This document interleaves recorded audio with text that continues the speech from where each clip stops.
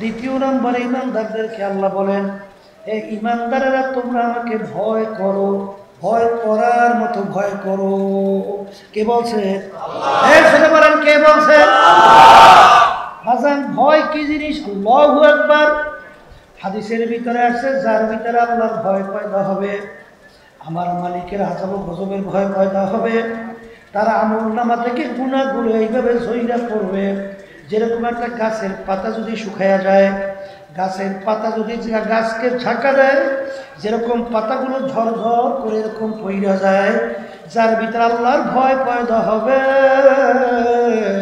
তার আমলনামা থেকে গুনাহগুলো এইভাবে ঝইরা পইরা যায়। সবাই জোরে বলেন সুবহানাল্লাহ। এই আল্লাহর বান্দারা, পর্দা আলে মা বোনেরা, যে আল্লাহর বান্দা বান্দির ভিতরে আমার মাওলার ভয় পয়দা হবে না, ওই আল্লাহর বান্দা বান্দি কোনদিন গুনাহ থেকে ফিরতে পারবে না। জোরে কান পারবে? জোরে বলেন পারবে? মূসা আলাইহিস সালামের জামানায় আল্লাহু আকবার, এক আল্লাহর বান্দার ঘরের ভিতরে কোনো খাবার নাই, বাচ্চাগুলো পেটের ক্ষুধায় কান্দে, এত নিচ্ছ, এত অসহায়, মায়ের সামনে বাচ্চাগুলো এমন ভাবে চিল্লাইয়া কান্দে পেটের ক্ষুধায়, মা সহ্য করতে পারে না। পাশের বাড়িতেই বড় লোক, তার কাছে যখন মা দৌড়ে গেল, ভাই আমার বাচ্চাগুলো পেটের ক্ষুধায় মরণাপন্ন, একটু খাবার দাও, বাচ্চাগুলোকে খাওয়াবো। ওই বদমাই বলতেছে, তুমি যদি আমার সঙ্গে খারাপ কাজে লিপ্ত হতে পারো, বিনিময় খাদ্য তোমাকে আমি দেব। ওই আল্লাহর বান্দি আল্লাহর ভয় ফিরে আসলো। আল্লাহু আকবার। আয়েশা দেখে বাচ্চাগুলো এখন শ্বাসও টানতে পারে না, এরকম রুহটা বের হবে, মায়ের সামনে বাচ্চা মারা যাবে, মার হুঁশ নাই। মা দৌড় দিয়া যাইয়া বলে, তোর প্রস্তাবে আমি রাজি, আগে খাদ্য দে, বাচ্চাগুলো বাঁচো। যখন বদমাইশ খারাপ কাজের জন্য সামনে অগ্রসর হওয়া শুরু করলো, ওই আল্লাহর বান্দির শরীরের মধ্যে থর থর করে কম্পন শুরু হয়ে গেল, সমস্ত শরীর থর থর করে কাঁপতেছে। তখন ওই আল্লাহর বান্দা বলে, হে আল্লাহর বান্দি, তোমার শরীর এরকম থরথর করে কেন কাঁপতেছে? তখন আল্লাহর বান্দি বলে, আল্লাহর ভয় আমার শরীরের ভিতরে কম্পন শুরু হয়ে গেছে। তখন আল্লাহর বান্দার মধ্যে আল্লাহ রাব্বুল আলামিন চিন্তার পরিবর্তন ঘটাইয়া দিল। আল্লাহর বান্দা বলে, ওরে আমার মালিক, আমার জন্য মুখারাম জালেম দ্বিতীয় আর দুনিয়ায় থাকতে পারে না। আরে তুমি মালিক আমাকে এত সম্পদ দান করছো, আমাকে এত সম্মান দান করছো, তোমার এই বান্দি এত অসহায়, বাচ্চাগুলো মারা যায়, এই অবস্থায় তোমার ভয়, তার শরীর কাঁপে, আর আমার তো একটু দিলের ভিতরে একটু কষ্টও লাগে না, কাঁপলো না। এই কথা বললে আল্লাহর ভয় সে গুনাহ থেকে ফিরে আসলো। আর ডাক দিয়ে বলে, আল্লাহর বান্দি, তোমার যত মাল লাগে বস্তা ভইরা নাও, খাবার নিয়ে বাচ্চাদেরকে খাওয়াও। আমার মালিক তার তওবা এমন ভাবে কবুল করলো, আল্লাহ রাব্বুল আলামিন জামানার নবী মূসা আলাইহিস সালাতু ওয়াস সালামকে বলে, হে জামানার নবী মূসা, যাও যাও, তুমি আমার ওই বান্দাকে সুসংবাদ দাও, আমি ওর জীবনের গুনাহ খাতা মাফ কইরা দিলাম, এই সুসংবাদ যাইয়া ওকে তুমি জানাও। মূসা আলাইহিস সালাম চিন্তা করলেন, ব্যাপার কি, আল্লাহর বান্দা এমন কি কাজ করলো, আল্লাহ আমাকে নিজে সুসংবাদের জন্য পাঠায়। যাইয়া তালাশ করে বের করার পরে নবী বলে যে, আমার মালিক তোমার কাছে সুসংবাদ পাঠাইছে, তোমার জীবনের সব গুনাহ আমার মাওলায় মাফ কইরা দিয়েছে। বলো এমন কি তুমি নেক আমল করছো? তখন ঘটনা যখন কইলা বলল, ওয়ানাহান নাফসা আনিল হাওয়া ফাইন্নাল জান্নাতা হিয়াল মাকওয়া। যে আল্লাহর বান্দা বান্দি আমার মাওলার ভয়, গুনাহ থেকে ফিরে থাকবে, আমার মালিক বলেন তাদের জন্য আমি বেহেশত ঘোষণা করলাম। এই জন্য আমার ভাইদেরকে বলবো, পর্দারে মা বোনদেরকে বলবো, আল্লাহর ভয় ভিতরে পয়দা করা লাগবে।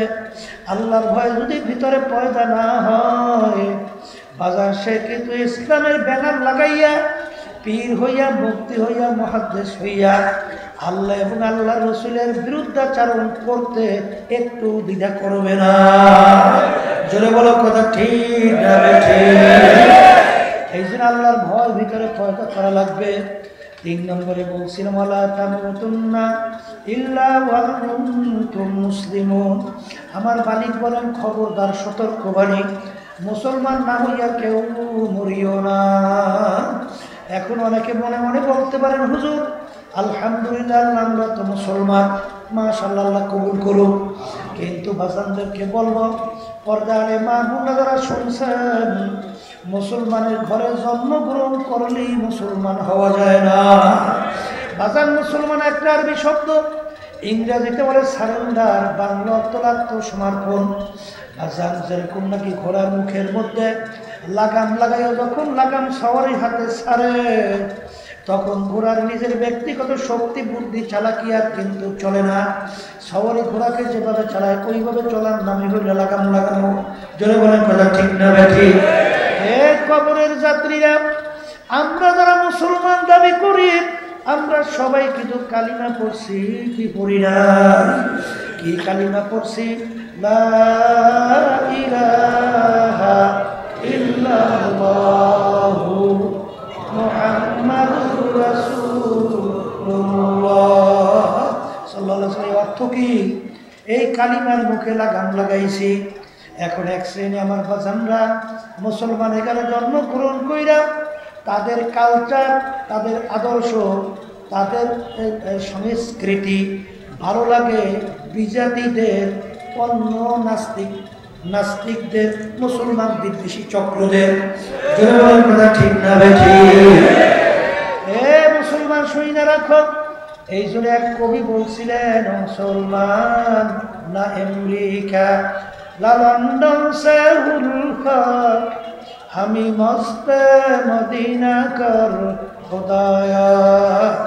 হে মুসলমান সন্তান, তোমার রাস্তা তো আমেরিকা, লন্ডন, আল্লাহু আকবার, এই ভারত বিজাতিদের রাস্তা তোমাদের রাস্তা না। তোমাদের রাস্তা হলো মদিনা শরীফ। ঘুমাই আছে সরদার দো জাহান মুহাম্মদ রাসূলুল্লাহ সাল্লাল্লাহু আলাইহি ওয়াসাল্লামের রাস্তা হইল তোমাদের রাস্তা।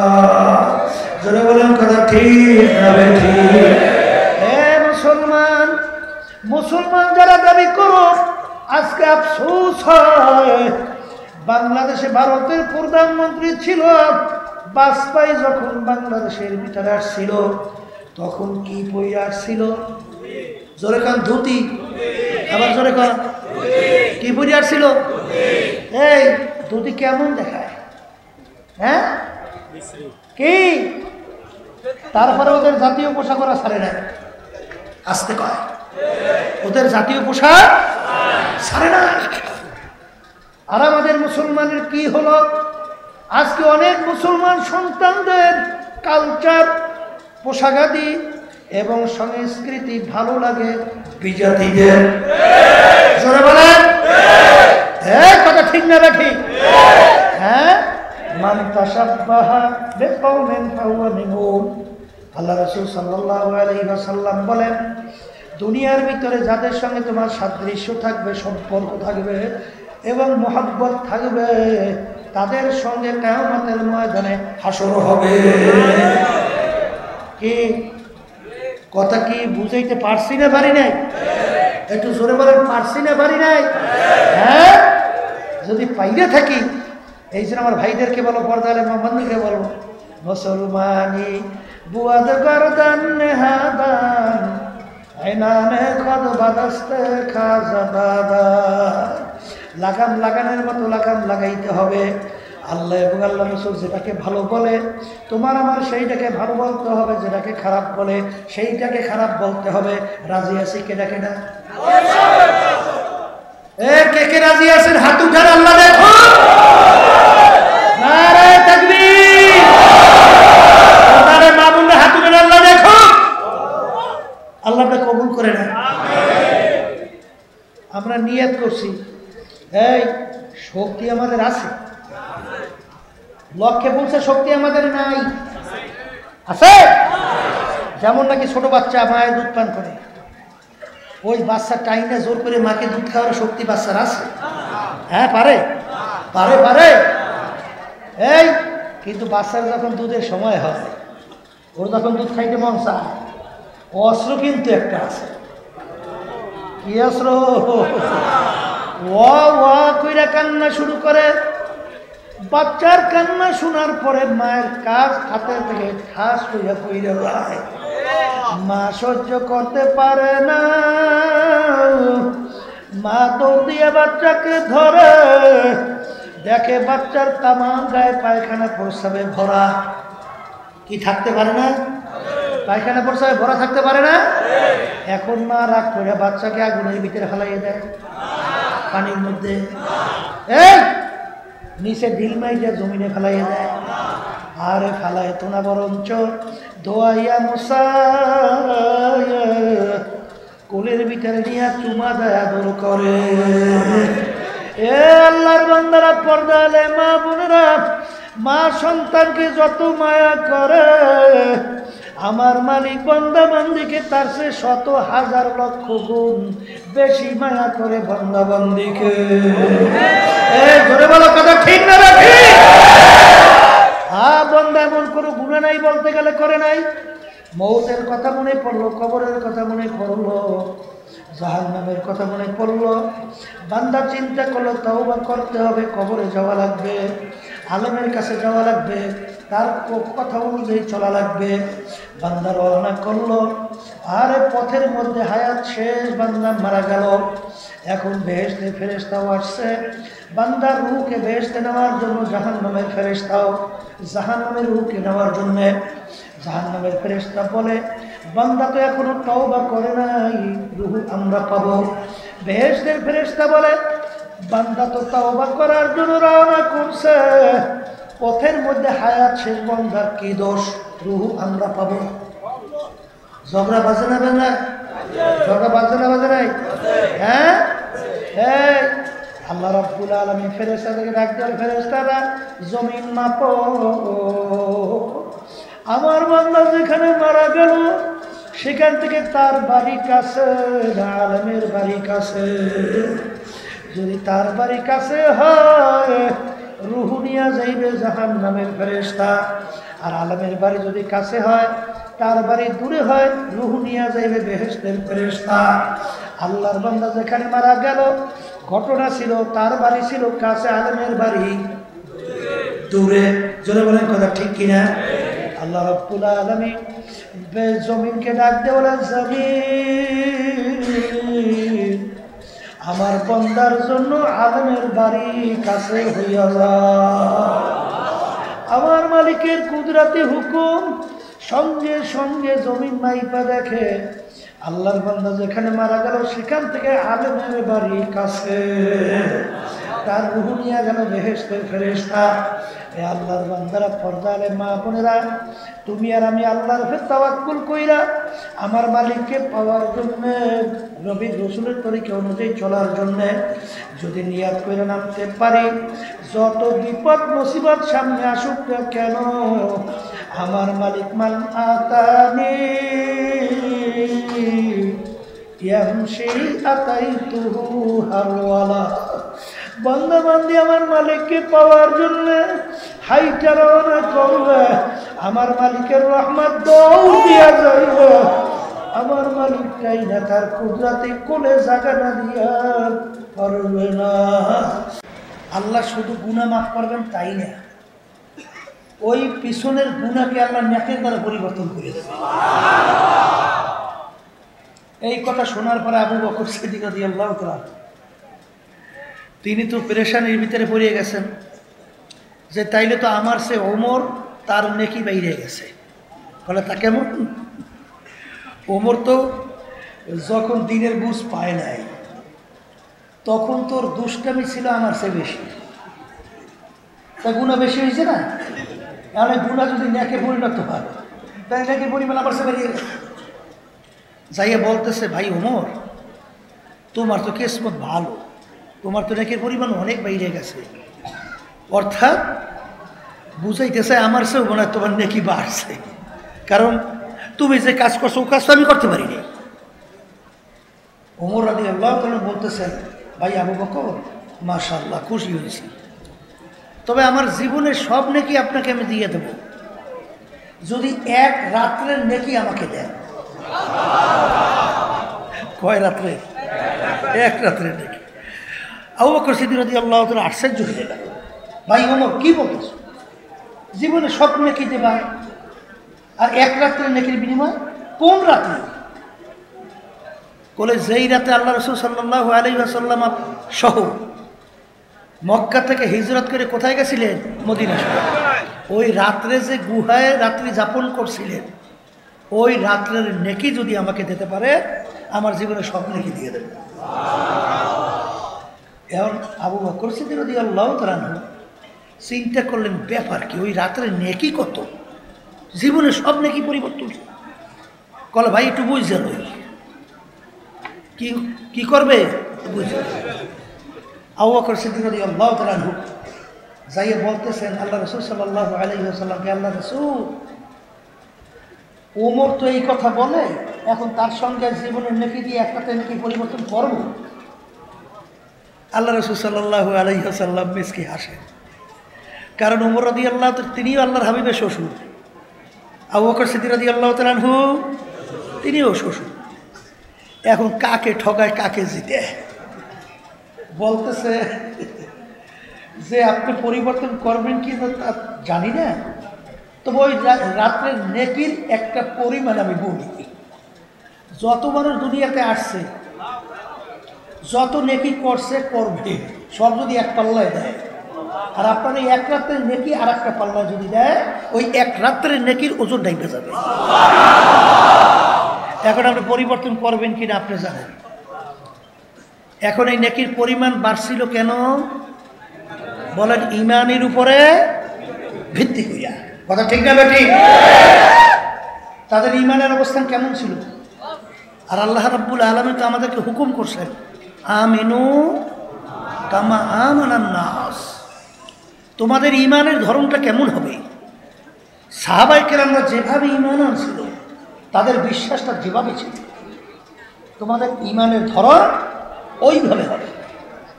তাদের ইমানের অবস্থা কেমন ছিল শোনেন। আবু বকর সিদ্দিক রাদিয়াল্লাহু তাআলা গোলামকে আজাদ করে দিয়ে বলছিলেন, কথা বেশি লম্বা বলো না, কারণ আসছেন তো অনেক সময় হয়ে গেছে, সেই জনসভা থেকে শুরু হইয়া এখন পর্যন্ত আছেন, অনেকে খাওয়া দাওয়া করেন নাই, কষ্ট তো হইতেই আছে না। তা যাই হোক, সেই কষ্টের ভিতরে এবাদতে কষ্ট বেশি, সব তত বেশি। এই কথা ঠিক না? ঠিক। কষ্ট তো একটু হয়, আল্লাহ তৌফিক দান করুন, আল্লাহ নেকের পরিমাণ বাড়াই, নাজাতের ওসিলা বাড়াই আল্লাহ। তাই যেই কথা বলতে চাইছিলাম, যে আবু বকর সিদ্দিক রাদিয়াল্লাহু তাআলা কে মাইকে শব্দ তো ভালোই পাইতে আছে, ওদিকে কি হয়েছে? বাম পাশে আরে খালি আওয়াজ বাড়াইলেই হবে, এদিক তো আওয়াজ খুব সুন্দর হইতেছে, এই বাম পাশে জানি কি হয়েছে। তা যাই হোক, ওই শব্দ করে কথা বললেন না, একটু চুপ থাকলে কথা আশা করি আল্লাহর রহমতে বোঝা যাবে। গোলাম আজাদ করে যে বলছিলেন, গোলাম তুমি আজাদ, মাঝে মাঝে কিন্তু খাদ্য নিয়ে আসতে পারে, নিয়ে এসো। গোলাম বিভিন্ন সময় খাদ্য নিয়ে আসে, জিজ্ঞাসা করে তুমি কিভাবে কামাই করছো? হুজুর এইভাবে এইভাবে। যখন দেখতেন হালাল তিনি খাইতেন। একদিন পেটেও বড় ক্ষুধা, গোলাম খাদ্যও নিয়ে আসছে। কথা বেশি লম্বা না, সংক্ষেপ বলছি, ইমানকে মজবুতির জন্যে তিনি না জিজ্ঞেস করে খাদ্য খাইয়ে ফেলছে। গোলাম বলতেছে, হুজুর আপনি তো অন্য অন্য সময় না জিজ্ঞেস করে খান না, আজকে জিজ্ঞেস না করে খাইলেন। বলে, বাবা তুমি তো অন্য অন্য সময় দেখছি হালাল উপায়েই তুমি কামাই করো, আজকে পেটেও বড় ক্ষুধা ছিল, চিন্তা করছি তুমি হালাল উপায়েই তো কামাই করে নিয়ে আসো, এই জন্য তাড়াহুড়ো করে খাইয়ে ফেলছে। এখন বলো তুমি কিভাবে কামাই করছো? তখন গোলাম বলতেছে, হুজুর আমি যখন কাফের ছিলাম, জাদুবিদ্যার মাধ্যমে একটা লোককে তদবির করছিলাম, ওই লোকটা ভালো হয়ে গেছে, তার সঙ্গে দেখা। সে ওই যে ভালো হয়েছে, ওই বিনিময় আমাকেই খাদ্য দিয়েছে, সেই খাদ্য এই। তখন আবু বকর সিদ্দিক রাদিয়াল্লাহু তাআলা আনহু বলেন, ভাই তুমি তো আমাকে সর্বনাশ করছো, জাদুবিদ্যার মাধ্যমে তদবির করা কামাই সম্পূর্ণ হারাম, তুমি তো আমাকে হারাম খাওয়াইছো। এই কথা বললে তিনি গলার ভিতরে আঙ্গুল দেওয়া শুরু করছে, পেটেও ক্ষুধা, বলতে গেলে পাকস্থলে খাইতে চলে গেছে।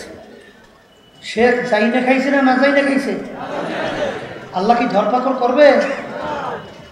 তারপরেও তিনি খাদ্য বাড়ি করার জন্য চেষ্টা করতেছে। লোকেরা বলে, হুজুর আপনাকে তো আল্লাহ ধরপাকড় করবে না, আর খাদ্য আপনি না যাই না খাইছেন, পাকস্থলে চলে গেছে, বলতে গেলে আপনি নিজেকে কষ্ট দেন কেন? তিনি বলতেছেন, ইমানের অবস্থান শোনেন, তিনি বলতেছেন, হে আমার সাথীরা, আল্লাহ রাসূল সাল্লাল্লাহু আলাইহি ওয়াসাল্লাম বলছেন, যেই হারাম মালের দ্বারা রক্ত এবং গোশত তৈরি হবে, তার জায়গা জাহান্নাম ছাড়া হবে না, তার জায়গা জাহান্নাম ছাড়া হবে না। আমি আবু বকর যদি মারাও যাই, তারপরও ওই খাদ্য আমি পেট থেকে বের করেই ছাড়া। তখন লোকেরা বলে, হুজুর পেট ভরে পানি খান, গলায় আঙ্গুল দিলে বমি হবে, বমির সঙ্গে খাদ্য বের হয়ে আসবে। তিনি পেট ভরে পানি খেয়ে যখন গলায় আঙ্গুল দিল, বমি হয়ে গেল, খাদ্য বের হয়ে গেল, তিনি বলেন আলহামদুলিল্লাহ। এই ছিল তাদের ঈমানের অবস্থা। ওমর ফারুক রাদিয়াল্লাহু তাআলা আনহু, আপনারা জানেন নীল নদী, শোনেন নাই? নীল নদীর নাম শুনছেন? শুনছেন তো? নীল নদীর একটা নিয়ম ছিল, প্রতি বছর একটা সময় শুকাইয়া যাইত। যুবতী একটা সুন্দরী মেয়েকে যদি নীল নদীর ভিতরে বলি দেওয়া হইতো, বলি বোঝেন তো, ওই হিন্দুরা তাই বলি, মানে জবাই করা হতো, তাইলে পানি আসতো, নাহলে পানি আসতো না। আর ওই পানি এত জরুরি গুরুত্বপূর্ণ, ওই পানি খাইয়ে মানুষ বাঁচত, আর ওই পানি দিয়ে ফসল হয়, ফসল খাইয়ে মানুষ বাঁচে। এখন যখন মুসলমানদের আয়ত্তে নীল নদ সহ যখন তাদের আয়ত্তে এসে গেল, এখন নিয়ম অনুযায়ী তো নীল নদীর পানি বলেন শুকিয়ে গেছে না? শুকাইছে। এখন নিয়ম কি? সুন্দরী একটা যুবতী মেয়েকে জবাই, নালে পানি। এখন এলাকার লোক সব গেছে গভর্নর, হুজুর নীল নদীর পানি শুকাইছে, যদি যুবতী মেয়েকে জবাই করা না হয় পানি আসবে না, সব আমরা না খাইয়ে পানি মারা যাবে। এখন নাউজুবিল্লাহ, আল্লাহ মাফ করুন, আমাদের যুগ যদি হইতো তাহলে কত ফতুয়া যে বের হইতো, এর কোনো শেষ না। কথা বলেন না কেন? কোনো ফতুয়া শেষ আছে? তখন ফতুয়া বের হইতো লক্ষ লক্ষ কোটি কোটি মানুষের জীবন, এ তো আগে বাঁচা দরকার। একটা জীবন গেলে করার কি? আগে তো লক্ষ লক্ষ মানুষের জান বাঁচুক। কথা হয় না? কথা ঠিক না? ঠিক। তাদের ইমানের অবস্থা কেমন ছিল? যখন গভর্নর বলে এই সিদ্ধান্ত তো আমি দিতে পারবো না, আমিরের থেকে সিদ্ধান্ত আসা লাগবে। আমিরের কাছে সংবাদ পৌঁছল, আমির নীল নদীর পানি শুকিয়েছে, যুবতী মেয়ে জবাই না করার পরে যদি পানি আসবে না, লক্ষ লক্ষ মানুষ পানি না খাইয়ে মরবে, ফসল হবে না, ফসল না খাইয়ে মারা যাবে। কি করা? যুবতী মেয়েটা একটা জবাই করা লাগবে। আমির কি বলছে? আমির কথার কথা, বলো কি? তাহলে একটা মেয়ে জবাই দেওয়ার মধ্যে পানি আসা না যাওয়ার ক্ষমতা, তা আমার আল্লাহর ক্ষমতা কোথায়? হ্যাঁ, আমির নীল নদীর কাছে চিঠি লেখে, সুবহানাল্লাহ বলেন না? কার কাছে চিঠি লেখে? আমাদের যুগে নাউজুবিল্লাহ যদি আমরা দেখতাম শুনতাম, তাইলে তো আর লকব লাগাইতে মোটেও ভুল করতাম না, পাগল হয়ে যাত। নদীর কাছে চিঠি লেখে, এখনো সুস্থ মানুষ পারে? কথা বলেন, পারে? নীল নদীর কাছে চিঠি লেখে, কে লেখে? আমিরুল মুমিনিন। হে নীল নদী, তুমি যদি আল্লাহর হুকুমে জারি হও তাহলে জারি হয়ে যাও, আর যদি আল্লাহর হুকুমে জারি না হও তোমার পানি আমাদের লাগবে না। Direct action. যাও চিঠি নিয়ে নীল নদীর ভিতরে ফালাও। চিঠি নিয়ে নীল নদীতে ফালাইতে দেরি, সঙ্গে সঙ্গে পানি এসে নীল নদী পানিতে টয়টুম্ব। ওই যে নীল নদী পানিতে ভরছে, আজ পর্যন্ত আর কোনোদিন শুকায় না। এর নাম হলো ঈমান। কথা বুঝেন নাই? আমার বাচ্চাদেরকে বলবো, সাহাবায়ে কেরামদের জামাত এলাকায় দাওয়াত দেওয়ার জন্য যখন গেল, এলাকার লোক এত খারাপ, দাওয়াত তো গ্রহণ করেই না, বরঞ্চ তারা একটু বসবে, শুইবে, জায়গাও দেয় নাই। এখন রাত্রি হয়ে গেছে, কোথায় রাত্রি যাপন করবে? সাহাবায়ে কেরামদের জামাতের আমির তিনি সিদ্ধান্ত নিলেন জঙ্গলের মধ্যে রাত্রি যাপন করবে। কোথায়? হ্যাঁ, এই জঙ্গলের মধ্যে তো হিংস্র প্রাণী অভাব আছে, বাঘ, সিংহ, বিষাক্ত সাপ, আর তো আর আদার্স কোনো শেষ নাই। যখন সাহাবায়ে কেরামদের জামাত জঙ্গলের ভিতরে ঢুকতেছে, তখন এলাকার লোকেরা বলতেছে, শুনছি মুসলমান বলে পাগল হয়ে যা, আসলে তো আচ্ছা পাগল, নালে জঙ্গলের ভিতরে কোনো সাধারণ জ্ঞান যারা আছে কেউ ঢোকে, এতে একজনও কালকে তালাশ করে পাওয়া যাবে না। কিন্তু সাহাবায়ে কেরামদের জামাত জঙ্গলের ভিতরে ঢুইকা জামাতের আমির জংলা, হিংস্র পশু পাখি সবাইকে লক্ষ্য করিয়া কি দেয়? ভাষণ, বক্তব্য। হে জংলা পশু পাখিরা, আমরা নবীর একদল সাহাবারা আসছি, সবাই বলেন সুবহানাল্লাহ। আজকে রাত্রে আমরা এখানে যাপন করতে চাই, তোমরা সবাই এখান থেকে সইরে যাও। কথার কথা, বক্তব্য দিতে দেরি, বাঘটার বাচ্চা মুখের ভিতরে কামড় দিয়ে দৌড়, সিংহ তার বাচ্চাকে মুখের ভিতরে নিয়ে দৌড়, গর্তের ভিতরে বিষাক্ত সাপ উঠে দৌড়, এমনকি গর্তের পিপিলিকা পর্যন্ত সব উঠে দলে দলে, জায়গা একেবারে পরিষ্কার। এর নাম হলো ঈমান। এর নাম কি? এখন অনেকে তো বিভিন্ন অঙ্ক কষায়, ইঞ্জিনিয়ারিং অঙ্ক। ইঞ্জিনিয়ারিং অঙ্ক বোঝেন নাই? ওই যে ইঞ্জিনিয়ার সাহেব পালকির ভিতরে, আমাদের বয়সেও খুব কম দেখছি, অনেকে তো তোমরা দেখোই না। আগে ওই মুরব্বীরা পালকিতে চড়তো, পালকি, পালকি শোনো নাই? পালকিতে। এখন ইঞ্জিনিয়ার সাহেব সে তো পালকির ভিতরে, এখন যারা ওই পালকি টানতো ওদেরকে কি জানি খালা, সেটা জানি কি করতো, হ্যাঁ হ্যাঁ, ওই যারা টানে। এখন ইঞ্জিনিয়ার তো পালকিতে বসা, আর অন্যান্য তাদের কান্দের ভিতরে পালকি বাস। আচ্ছা, সামনে খাল আসছে, খাল, খাল চেনেন? চেনেন না? চেনেন তো? আমরা তো খালই করি, আমরা তো খাল খাই। এখন খাল আসছে, খাল। এখন যারা পালকি টানে বলতেছে, স্যার পালকি থেকে নামা লাগবে। কেন? সামনে খাল, না নামলে তো আপনি ডুবে যাইবেন।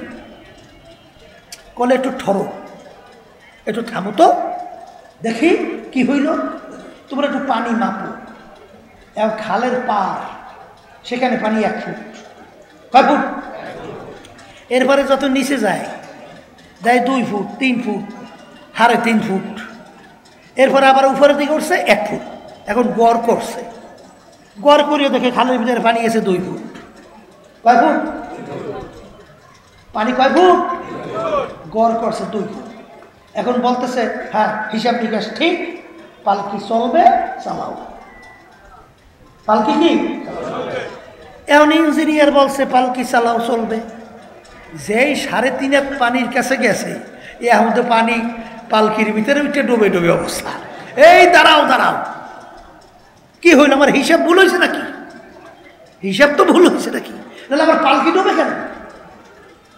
তখন যারা পালকি টানে তারা বলতেছে স্যার সব জায়গায় ইঞ্জিনিয়ারিং হিসাব চলে না। তাই বর্তমানে এক শ্রেণী আমরা আজকাল ইঞ্জিনিয়ারিং হিসাব করি, সব জায়গায় ইঞ্জিনিয়ারিং হিসাব চলে না। ওয়ালা তাহিনু ওয়ালা তাহজানু ওয়া আনতুমুল আ'লাউনা ইন কুনতুম। মানে কথা ঠিক না ভাই? এই যে আমার ভাইদেরকে বলবো, পর্দায় মা বোনরা যারা শুনতেছে, ইউসুফ নবী আলাইহিস সালাতু ওয়াস সালাম তাকে বিবি জুলাইখা 7 দরজার ভিতরে তালা মারি আটকাইছে না? দরজা কয়টা? তালা মারছে কয়টা? দুনিয়ার কোন নিয়মে বের হওয়ার কোনো যুক্তি নাই। দরজাও 7টা, তালাও 7টা। জুলাইখা বলে ইউসুফ আমার কথা এখন মানা লাগবে। ইউসুফ আলাইহিস সালাতু ওয়াস সালাম চিন্তাও করে নাই কিভাবে বের হব, দুনিয়ার কোনো যুক্তি তো এখানে চলবে না। আল্লাহর উপরে তাওয়াক্কুল কইরা নবী যখন দৌড় মারলেন, 7টা দরজার ভিতরে তালা মার মালিক টাস টাস কইরা কইলা দিছে। নবী বের হইয়া চলে গেছে, আটকাই রাখতে পারে নাই। পারছে? মুসা আলাইহিস সালাতু ওয়াস সালাম ফেরাউন দলবল সহ যখন তারাইয়া তাকে আসলে দৌড়িয়া তাদের উপরে আক্রমণ করবে, সামনে নদী, সামনে কোন নদী? নদী বাড়বে। মালিক এখন কি পালা? সামনে তো নদী, পিছন থেকে শত্রু আসতেছে, আমাদেরকে তো সব একসঙ্গে সব শেষ। কি করব কি করব? ও মুসা চিন্তা নাই, তোমার হাতের মধ্যে ওঠা কি মালিক? লাঠি। লাঠি দিয়া পানির উপরে বাড়ি দাও। বাড়ি দেওয়ার সঙ্গে সঙ্গে রাস্তা বহুত হয়ে গেল। এখন যাও, দল বললে যাও যাও যাও যাও, পারাইয়ে যাও। কে পার করে? আর রাস্তা কর না, কে পার করে? এই জন্য আমার ভাইদেরকে বলবো, পর্দারে মা বোনদেরকে বলবো, আমি প্রথম যে আপনাদের সামনে আয়াত শরীফ তেলাওয়াত করছি, আমার মালিক বলছেন ইমানদারেরা। কাদেরকে সম্বোধন করছে? বলেন বলেন। হ্যাঁ, ইমানদার কারা? হাদিসের ভিতরে আসছে অনেক মুসল্লি নামাজ পড়ে কিন্তু ওদের ভিতরে ঈমান নাই। আল্লাহ রাব্বুল আলামিন কোরআনুল কারীমের ভিতরে বলেন ফাওয়াইলুল লিল মুসাল্লিন, নামাজের জন্য জাহান্নাম। কথা ঠিক না বেঠিক? তাহলে ঈমানকে আগে মজবুত করতে হবে, নির্ভেজাল করতে হবে। আল্লাহ রাসূল সাল্লাল্লাহু আলাইহি ওয়াসাল্লাম বলেন আখলিস দীনাকা ইয়াকফিকা আমালুল কলিল। তোমাদের ঈমানকে যদি তোমরা নির্ভেজাল করতে পারো, অল্প আমলই তোমাদের নাজাতের জন্য যথেষ্ট। কি জোরে বলেন? কথা ঠিক না বেঠিক? এই জন্য ঈমানকে মজবুত করা লাগবে। এক শ্রেণী আমার বাজানরা আছে, আল্লাহ কোরআনুল কারীমের ভিতরে বলে ওয়াজতানিবুত তাগুত, তোমরা তাগুত থেকে পরহেজ করো, তাগুত থেকে বেঁচে থাকো। হ্যাঁ, তাগুতকে বাদ দাও। তাগুত কাকে বলে? এই মানব রচিত তন্ত্র মন্ত্র কুফরি, এটা তাগুতের ভিতরে একটা বড় তাগুত।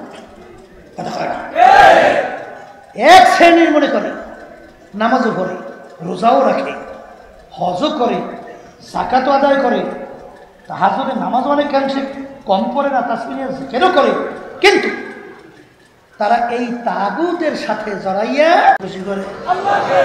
আবার বাহিরে নাই না স্লোগান দেয় আমার নেতার চরিত্র ফুলের মতো পবিত্র, নামাজ পড়ে না একত্র। ভুল কইছি মনে হয়? হ্যাঁ, শুধু শোনেন, এক শ্রেণী বর্তমানে আমার মতো আলেমরাও বেরিয়েছে, একটু যদি কোনো কায়দা দান খয়রাত করে, ওদিকে তো আল্লাহ এবং আল্লাহ রসুলের বিরুদ্ধে যত আইন আছে, যত জুলুম আছে, যত মিথ্যাচার আছে, যত ঘুষ আছে, যত সুদ আছে, যা কিছু আছে সব একটাও বাদ নাই। এখন একটু সহযোগিতা করছে, তার প্রশংসা পঞ্চম। হাদিসের ভিতরে আছে আল্লাহ রসুল সাল্লাল্লাহু আলাইহি ওয়াসাল্লাম বলেন, ফাসিকদের যখন প্রশংসা করা হয় আমার মালিকের আরশ থরথর করে কাঁপতে থাকে। আমার কথা না, আল্লাহ রসুল সাল্লাল্লাহু আলাইহি ওয়াসাল্লাম বলছেন, আমি শুনাইতেছি মেয়া। হ্যাঁ, এক শ্রেণী বেরোইছে মসজিদে যে আল্লাহকে খুশি করে, বাহিরে নামিয়া দুনিয়াদার, ইসলাম বিদ্বেষী, আল্লাহ আল্লাহ রসুল বিদ্বেষী, মুসলমান বিদ্বেষী চক্রদের সাথে জড়াইয়া আবার মসজিদে যাইয়া আল্লাহকে খুশি করে। আছে না নাই? এই আল্লাহ রসুল সাল্লাল্লাহু আলাইহি ওয়াসাল্লাম কি বলছেন, দুনিয়া এবং আখিরাতের সম্পর্কটা কি? আল্লাহ রসুল বলেন, কাজুয়াতাই, দুই সতীনের মতো। কির মতো? বলেন, মুখ খুলে বলেন। হে আল্লাহর বান্দারা, আপনাদের এলাকায় একটু তালাশ করে দেখবেন, কোন স্বামী যদি তার দুইজন স্ত্রী থাকে, দুইজন স্ত্রীকে একসঙ্গে কিন্তু খুশি রাখতে পারে না? পারে? একজন খুশি হলে আরেকজন। ঠিক আল্লাহ রাসূল সাল্লাল্লাহু আলাইহি ওয়াসাল্লাম বলেন, দুনিয়া এবং আখিরাতের সম্পর্ক কাজুরাতাই, দুই সতীনের মতো। দুই সতীন একত্রে যেভাবে খুশি রাখা যায় না, এইভাবে দুনিয়া এবং আখিরাতকে একত্রে খুশি রাখা যায় না।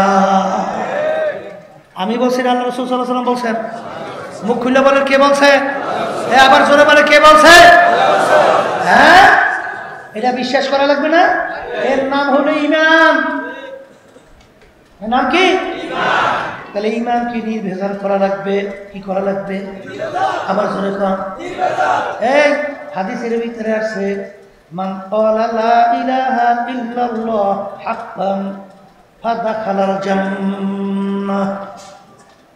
যে কালিমা তার হক আদায় কইরা পড়বে, সে বেহেশতের ভিতরে ঢুকবে। কালিমার হক কি? লা মাকসুদা ইল্লাল্লাহ, লা মাহবুবা ইল্লাল্লাহ, লা মাতলুবা ইল্লাল্লাহ, লা মাশুকা ইল্লাল্লাহ, লা ইলাহা ইল্লাল্লাহু মুহাম্মাদুর রাসূলুল্লাহ। হযরত নুরানি কারি ইব্রাহিম সাহেব রাহমাতুল্লাহি আলাইহি তিনি বলতেন, লা যখন বলো মাথায় ডান দিকে ঘুরাও, আর লার তরবারি নিয়ে গয়রুল্লাহকে কাটতে থাকো, কলব থেকে সমস্ত গয়রুল্লাহকে ফালাইতে থাকো।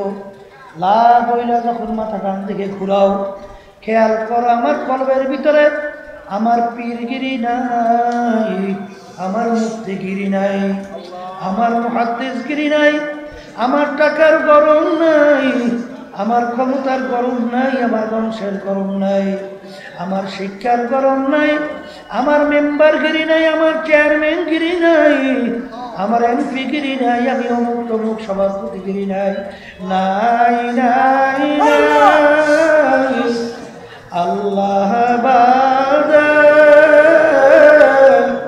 কেহ মাবুদ নাই, আল্লাহ বাদা কেহ মাবুদ নাই।